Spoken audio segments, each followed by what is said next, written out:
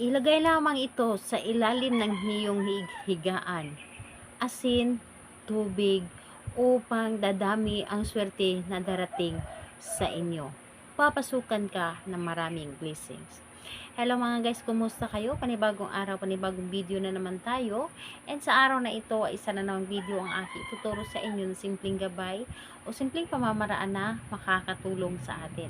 At bago ang lahat, gusto ko lang mag-disclaimer sa mga taong hindi naniniwala at hindi gusto sa mga ganitong video, please skip this video and maghanap ka ng videos na gustong gusto nyo, dahil ang video na ito ay para lamang ito sa mga taong naniniwala and gusto mag-try.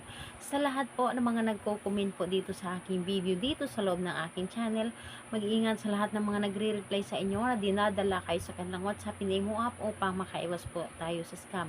Ngayon po ituturo ko sa inyo paano tayo laging swertihin, paano tayo laging papasukan ng swerte, paano tayo mapayaman ng ating gagawin. Ito ay pwedeng gawin sa taong naniniwala sa mga ganitong pamahiin, naniniwala sa mga pampaswerte. Ito ay para sa inyo.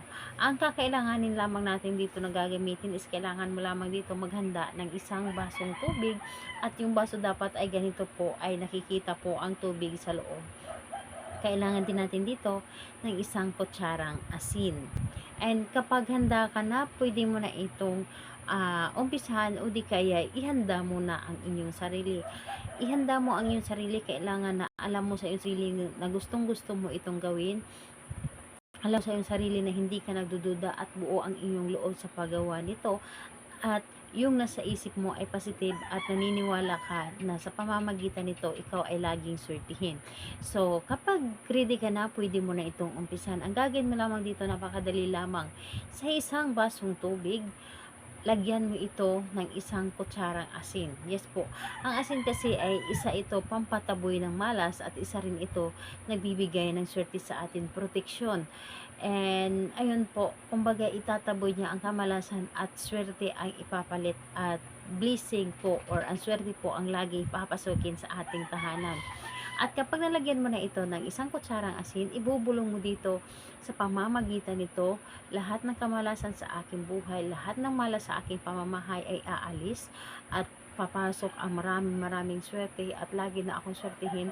Magkakabayad na ako sa aking mga pinagkakautangan. Ako ay hindi na mamalasin at lagi na suswertihin. Ako ay laging mabubuinas kung ano man ang aking gagawin. So ayun po, ito lamang ang iyong sasabihin, and dapat po ay positive kang tao, and sasabihin mo lahat-lahat, at huwag na huwag mong hahayaan na pasukan ka ng negative kapag ikaw ay gumawa ng mga ganito. So ayun po, ilagay mo ito sa ilalim ng inyong higaan o di kaya sa likod ng inyong pintuan. Asahan nyo, kayo ay laging suswertihin at laging papasukan ng swerte sa inyong tahanan. Gawin lamang ito sa araw ng Tuesday or Friday lamang sa umaga. Sa umaga po, kahit anong oras, basta umaga. So ayun po, salamat po sa inyo. Bye bye everyone. God bless us all.